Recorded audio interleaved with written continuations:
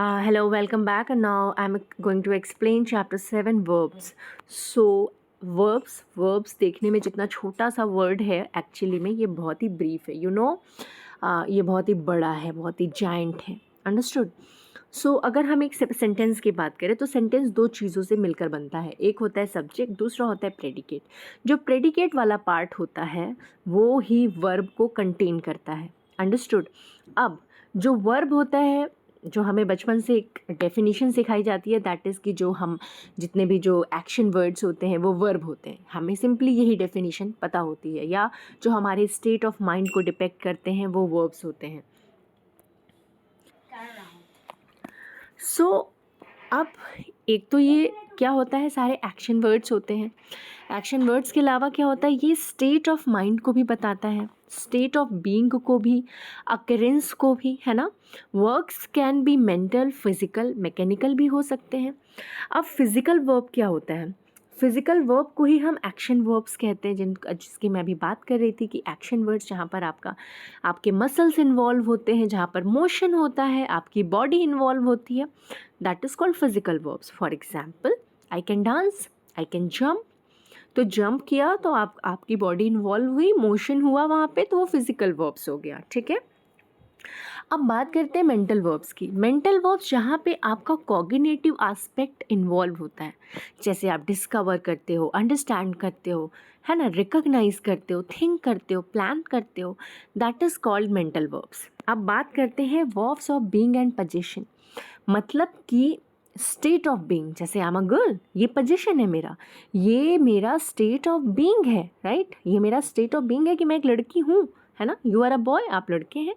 You are a student, ये आपका state of being है. एंड पोजीशन क्या होता है, I have a new car, I have a new book, I have a new hotel. ठीक है. सो नाउ लेट्स अंडरस्टैंड कि transitive verb क्या होता है और इंट्रांजिटिव वर्ब क्या होता है. अब ऐसे सेंटेंस या ऐसे वर्ब जिनको डायरेक्ट ऑब्जेक्ट की ज़रूरत होती है उसे हम ट्रांजिटिव वर्ब कहते हैं. जिनको नहीं होती है उनको हम इंट्रांजिटिव वर्ब. सीधा, अगर ऑब्जेक्ट की ज़रूरत है तो ट्रांजिटिव वर्ब, अगर ऑब्जेक्ट की ज़रूरत नहीं है तो intransitive verb in simple word. अब कैसे समझेंगे कि इसको वर्ब की ज़रूरत है. जैसे आई मेट माई फ्रेंड, तो फ्रेंड क्या हो गया, नाउन हो गया. मतलब कि वो जो हमारा सब्जेक्ट या ऑब्जेक्ट होता है वो या तो नाउन होता है या प्रोनाउन होता है. ठीक है. For example, I gave him a pen. तो अब इसमें दो तरह के ऑब्जेक्ट हो जाएंगे, एक होगा डायरेक्ट ऑब्जेक्ट, एक होगा इनडायरेक्ट.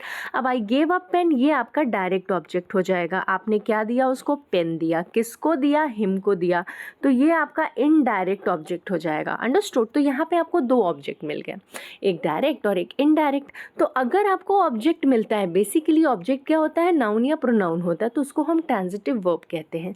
अगर उसमें ऑब्जेक्ट नहीं होता है तो हम उसको इंट्रांजिटिव वर्ब कहते हैं. जैसे द बेबी लाफ्स लाउडली. अब ये लाउडली क्या है भाई, इट्स एडवर्ब. एडवर्ब है ये, नाउन नहीं है, ना कि और ना ही प्रोनाउन है. क्या हो गया, ये एडवर्ब हो गया. तो जब कोई दूसरा पार्ट ऑफ स्पीच आता है नाउन प्रोनाउन के अलावा, तो जो कि ऑब्जेक्ट नहीं होता है उसको हम इंट्रांजिटिव वर्ब कहते हैं. Clear. Like she dresses beautifully. अब ड्रेसेस वर्ब है और उसको डिफाइन करने कौन आ गया, एडवर्ब आ गया. तो एडवर्ब ऑब्जेक्ट नहीं है. बस इतना सा आपको समझ लेना. नाउन प्रोनाउन आएगा तो वो ऑब्जेक्ट हो जाएगा, नाउन प्रोनाउन नहीं आया तो वो आपका उसको ऑब्जेक्ट की ज़रूरत नहीं है. अंडरस्टूड. तो जब ऑब्जेक्ट की ज़रूरत नहीं है तो इंट्रांजिटिव वर्ब हो जाएगा. अब let's try to solve. Try out one. Tell if the verbs in the bold are transitive or intransitive. अब he was playing all day long. All day long is a phrase, है ना. day क्या हो सकता है, day आपका noun हो सकता है, लेकिन all day long तो पूरा phrase हो रहा है. तो जब ये phrase हो रहा है तो ये intransitive verb हो गया, ना कि transitive. Understood. I gave her a nice painting. अब पेंटिंग तो नाउन हो गया, अब ये क्या हो गया, ट्रांजिटिव वर्ब का एग्जाम्पल हो गया. My brother instructed me to play tennis. अब क्या खेलने के लिए बोल रहा है वो, टेनिस. टेनिस क्या है, नाउन है, ट्रांजिटिव वर्ब हो गया ये. The wind blue harshly. अब हार्शली एडवर्ब हो गया और ब्लू वर्ब हो गया. तो जब एडवर्ब हो गया तो ये इंट्रांजिटिव वर्ब हो गया, क्योंकि नाउन तो है नहीं, ऑब्जेक्ट तो है नहीं. She sang a lovely song. अब सॉन्ग क्या है, नाउन है, तो नाउन आ गया मतलब कि ऑब्जेक्ट आ गया, तो ये ट्रांजिटिव वर्ब हो गया। She gifted me a nice book, अब बुक नाउन है तो ट्रांजिटिव वर्ब हो गया। आई डोंट ईट पिज़्ज़ा, सब मैं क्या नहीं खाता, पिज़्ज़ा नहीं खाता हूँ, पिज़्ज़ा क्या है, नाउन है, ट्रांजिटिव वर्ब आ गया। I always keep my licence in my purse, ये भी ट्रांजिटिव वर्ब हो गया। क्लियर। तो अगर नाउन या प्रोनाउन में से कोई आता है डायरेक्ट इनडायरेक्ट ऑब्जेक्ट की तरह तो वो ट्रांजिटिव वर्ब होता है। अगर उसको ऑब्जेक्ट की ज़रूरत नहीं पड़ती है तो वो इनट्रांजिटिव वर्ब होता है। Let's talk about linking verb. अब लिंकिंग वर्ब क्या होते हैं, वर्ब होते हैं जो सेंटेंस में सब्जेक्ट को जोड़ने का काम करते हैं। ठीक है, ये कॉम्प्लीमेंट का भी काम करते हैं, ये सब्जेक्ट कॉम्प्लीमेंट की तरह भी होते हैं। जैसे दे आर नॉटी चिल्ड्रन। अब अगर आप बात कर रहे हो कंटिन्यूअस टेंस की तो वहाँ पर आपने देखा होगा इज एम आर के साथ प्रोग्रेशन को शो करने के लिए वर्ब की आईएनजी फॉर्म लगती है, लेकिन यहाँ पर ऐसा नहीं हो रहा है। They are naughty children direct यहाँ पर कॉम्प्लीमेंट आ रहा है ना। He became a successful lawyer, है ना, तो ये क्या हो गया, ये आपका लिंकिंग वर्ब का काम कर रहा है। ठीक है, एक्शन वर्ब जहाँ पे आपके एक्शंस मसल्स इन्वॉल्व होते हैं वो एक्शन वर्ब होते हैं। अब बात करते हैं ऑक्सिलरी वर्ब की। ऑक्सिलरी वर्ब्स और हेल्पिंग वर्ब्स, जैसे आप जो टेंसेज में पढ़ते हैं ना, प्रेजेंट टेंस में, पास्ट टेंस में जो मेन वर्ब होते हैं उनके साथ जो हेल्पिंग वर्ब होते हैं उनके साथ जो मेन वर्ब लगते हैं, ये सारे आपके ऑक्सिलरी वर्ब्स हो जाते हैं और हेल्पिंग वर्ब्स हो जाते हैं। अब फाइनाइट और नॉन फाइनाइट वर्ब्स की बात करते हैं। फाइनाइट वर्ब्स क्या होते हैं, जो चेंज होता रहे, सब्जेक्ट के साथ चेंज होता रहे, टेंस के अकॉर्डिंग चेंज होता रहे, उसको हम कहते हैं finite verb. Non finite verbs क्या होते हैं, जो सब्जेक्ट के साथ ना बदलें, जो टेंस के साथ ना बदलें। क्लियर। अब फाइनाइट वर्ब में अगर आप देखो तो ही है तो अटेंड्स लग रहा है, क्योंकि ही सिंगुलर हो गया तो ये सिंगुलर वर्ब ले लिया, लेकिन दे है तो वो अटेंड हो रहा है, मतलब कि ये सेंटेंस के साथ, टेंस के साथ, पर्सन के साथ, सब्जेक्ट के साथ बदल रहा है, तो ये क्या हुआ, फाइनाइट वर्ब हुआ। नॉन फाइनाइट वर्ब क्या हुआ, जो नहीं बदलते। For example here to sing, to like, इन तीनों में देखो कि ये तो सब्जेक्ट के साथ ये वाला पार्ट बदल रहा है, लेकिन टू प्लस वर्ब की फॉर्म इट रिमेन्स सेम। वो चाहे they like to play, she likes to play, he likes to play, तो ये टू प्ले ही है। इसको हम क्या कहते हैं, नॉन फाइनाइट वर्ब्स कहते हैं, क्योंकि ये चेंज नहीं होते। Clear.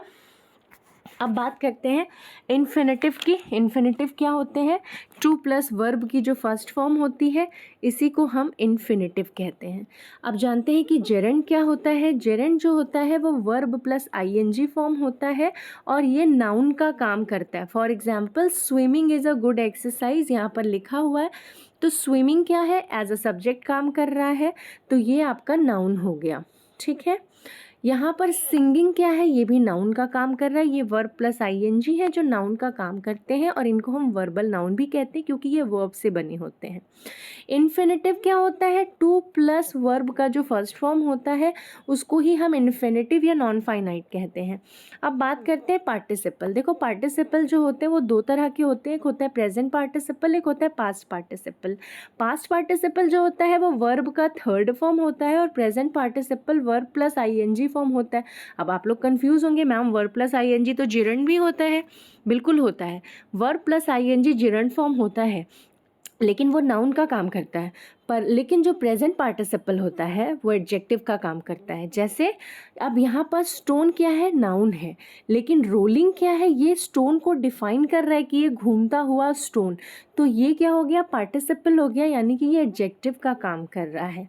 He gave me a talking parrot, so parrot है, पैरट तो नाउन हो गया, लेकिन पैरट की क्वालिटी कौन बता रहा है, टॉकिंग, तो ये प्रेजेंट पार्टिसिपल हुआ जो कि वर्बल एडजेक्टिव का काम करता है। जेरेंड वर्बल नाउन होता है क्योंकि वो वर्ब से बना हुआ नाउन होता है और ये वर्बल एडजेक्टिव होता है, ये वर्ब से बने होते हैं और ये एडजेक्टिव का काम करता है। I hope I am very clear to all of you. Now let's solve try out 2। Underline the finite and non finite verbs and tell the type of non finite verbs. ठीक है, तो यहाँ पर आपको बताना है गेव. गेव अब very simple, ये क्या है आपका, ये फाइनाइट वर्ब है, तो I am writing here FV, finite verb है. अब टू के साथ में जब वर्ब की फर्स्ट फॉर्म आ जाती है तो वो नॉन फाइनाइट वर्ब हो जाता है. क्लियर. नेक्स्ट है it was a movie two watch. अब टू वॉच, चाहे आप इसको नॉन फाइनाइट लिख दो चाहे इन्फिनेटिव लिख दो, both the two are correct. और ये वॉज जो है ये आपको ऑक्सिलरी वर्ब हो जाएगा या हेल्पिंग वर्ब हो जाएगा, what ever you can say. I want to help you. अब ये वॉन्ट जो है वो सब्जेक्ट के अकॉर्डिंग बदलेगा, टेंस के अकॉर्डिंग बदलेगा. यहाँ पे आई की जगह अभी शी हो जाएगा तो वॉन्ट्स हो जाएगा, दे होगा तो वॉन्ट हो जाएगा, मतलब ये चेंज होगा. तो ये क्या हो जाएगा, ये फाइनाइट हो जाएगा. क्लियर. और ये टू हेल्प क्या हो जाएगा, टू हेल्प आपका नॉन फाइनाइट या इन्फिनेटिव हो जाएगा. अब यहाँ पे आप पहचानिए डॉग्स दे रहा है नाउन, लेकिन डॉग्स कैसे, बार्किंग, यानी कि उसकी स्पेशलिटी बता रहा है. डॉग की स्पेशलिटी डिस्क्राइबिंग का काम एडजेक्टिव करता है, तो ये हो जाएगा आपका प्रेजेंट पार्टिसिपल. अंडरस्टूड. नेक्स्ट, या he is about to question me about his book. तो यहाँ पर इज़ जो है वो ऑक्सिलरी वर्ब बनेगा, टू क्वेश्चन जो है वो आपका नॉन फाइनाइट बनेगा, या फिर आप इसको इन्फिनेटिव भी कह सकते हैं. Clear. Now let's talk about these examples. It is the right place to start. To start आपका इन्फिनेटिव बन जाएगा या नॉन फाइनाइट बन जाएगा. He was carrying a torn. अब टीयर का जो थर्ड फॉर्म होता है वो टॉर्न हो जाता है. अब ये बैग क्या है, नाउन है. अब नाउन की स्पेशलिटी क्या बता रहा है, टॉर्न यानी फटा हुआ. तो ये क्या है, एडजेक्टिव का काम कर रहा है. तो जब ये एडजेक्टिव का काम कर रहा है और वो भी वर्ब की थर्ड फॉर्म है, तो इसको हम पास्ट पार्टिसिपल कहेंगे. He had his dress pressed. अब ड्रेस नाउन हो गया, प्रेस्ड अगेन पास्ट पार्टिसिपल हो गया. वर्ब की थर्ड फॉर्म, ड्रेस की स्पेशलिटी बता रहा है. Now try out 3. Supply an appropriate gerund infinitive or bare infinitive form of the verbs given in the brackets. ठीक है. I think most of our friends prefer taking. अब यहाँ पर दोनों में gerund form यूज होगा, taking their own decisions, और यहाँ पर depending. Clear? Depending. Next is we couldn't stop herself from dancing. जो कुछ वर्ड होते हैं जैसे हियर, सी, स्टॉप, ये सब वर्ब प्लस ING फॉर्म लेते हैं, like I couldn't stop laughing. ठीक है. ही हेल्प द चिल्ड्रन, या तो इन लगाओ आप, he help the children in planting sapling, तो इन लगाने की कोई ज़रूरत नहीं है. He help the children to plant saplings. ठीक है. Next is they saw the children crossing. Saw, stop ऐसे वर्ड होते हैं जो वर्ब प्लस ING फॉर्म लेते हैं. Riyaz favourite pastime is watching. तो यहाँ पर वॉच का ING लग जाएगा. Let me think. लेट जो होता है वो हमेशा first form of the verb लेता है, लाइक लेट मी गो, लेट मी सी. ठीक है. तो यहाँ पे लेट मी थिंक हो जाएगा. Let me think of an idea to carry out. Clear. Next is it's a great joy living. यहाँ पर ING फॉर्म लगेगा और यहाँ पर भी ING हो जाएगा. ठीक है, दोनों में. Living, watching. I know you are having lots of fun. Clear. अब रेगुलर और इरेगुलर वर्ब्स क्या होते हैं, जो एक सर्टेन पैटर्न को फॉलो करते हैं उनको हम रेगुलर वर्ब कहते हैं, जैसे डिकेड. इसमें देखो ईडी जुड़ रहा है, ब्लिंक्ड, तो इन्हें हम रेगुलर वर्ब्स कहते हैं. इरेगुलर वर्ब्स क्या होते हैं, जो अपना, इनको हम स्ट्रॉन्ग वर्ब भी कहते हैं और इनका अपना एक पैटर्न होता है. For example go, went, gone. अब आप इसको समझ नहीं सकते. रन, रैन, रन, इनको आपको रटना पड़ेगा. थिंक, थॉट, बाई, बॉट, है ना, क्योंकि ये एक रेगुलर सिमेट्री को फॉलो नहीं करते हैं. Clear. Let's all try out 4. Try out 4 is fill in the blanks with the past और past participle form of the verbs enclosed in brackets. Very simple है. पास्ट या पास्ट पार्टिसिपल की बात कर रहा है तो यहाँ पे हम वर्ब की थर्ड फॉर्म का यूज़ कर देंगे. Delhi has emerged, EMERGED. Emerge यहाँ पर हो जाएगा कंस्ट्रक्टेड. टी में कंस्ट्रक्ट में ही ED जोड़ देंगे. ही वॉज टायर्ड, टायर में ही D जोड़ देंगे. Next, so he lay, okay, lay down to rest. Next, he hanged the painting on the wall. Hanged, hang. ठीक है. The car hit the divider sorry, the car hit the divider and overturn का ओवरटर्न्ड हो जाएगा, ओवरटर्न्ड। और hit जो होता है वो स्ट्रॉन्ग वर्ब में आता है। इनका तीनों सेम फॉर्म होता है, hit hit hit, cut cut cut, put put put, तो इसमें कोई चेंज नहीं होते। नेक्स्ट कैच का हो जाएगा कॉट, ये भी एक स्ट्रॉन्ग वर्ब है, CAUGHT।